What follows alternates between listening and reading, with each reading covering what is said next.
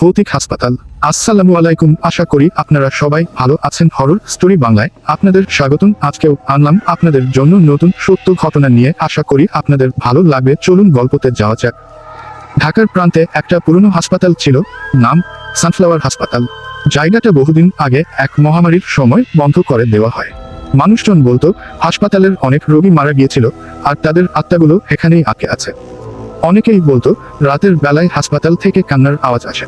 রাহুল এবং তার বন্ধু শুভ্র দুজনেই ছিল অ্যাডভেঞ্চার প্রেমী। তারা শুনেছিল সানফ্লাওয়ার হাসপাতালের কাহিনী আর সিদ্ধান্ত নিল সেখানে রাত কাটানোর।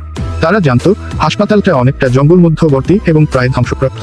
তারা ঠিক করলো এক রাত সেখানে কাটাবে এবং ভৌতিক ঘটনার অভিজ্ঞতা লাভ করবে। রাতে তারা যখন হাসপাতালের ভিতরে ঢুকলো, তখনই চারপাশে একটা ভৌতিক অনুভূতি অনুভব করলো। দেয়ালে পুরানো রক্তের দাগ, ভাঙা জানালা আর জমধরা বেডগুলো দেখে গা ছমছম করে উঠল। তারা নিজেদের মধ্যে আলোচনা করলো যে রাতটা কাটানোর জন্য একটি রুম খুঁজে নিতে হবে।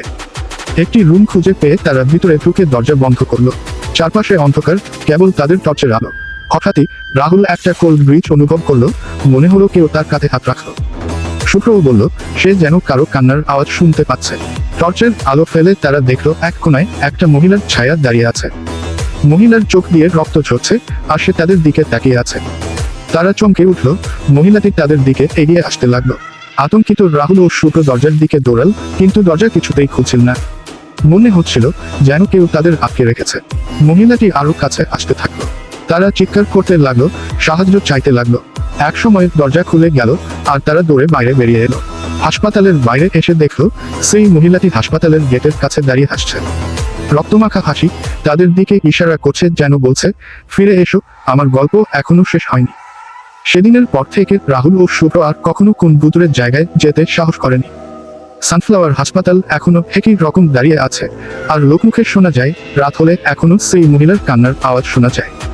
কেউ কেউ বলে সেখানে আরো অনেক আত্মা আছে যারা মুক্তির জন্য অপেক্ষা করছে। এই গল্প শুনে হয়তো আপনারও গা ছমছম করবে, আর রাতে একা কখনো সেই হাসপাতালের সামনে যাবেন না। কে জানে, হয়তো সেই মহিলার আত্মা এখনো আপনার জন্য অপেক্ষা করছে। গল্পটি যদি আপনাদের ভালো লেগে থাকে, প্লিজ সাবস্ক্রাইব করে আমাদের নতুন চ্যানেল এর পরিবার হন। ধন্যবাদ। আবারও আসবো একটি সত্য রোমাঞ্চকর ঘটনা নিয়ে। আল্লাহ হাফেজ।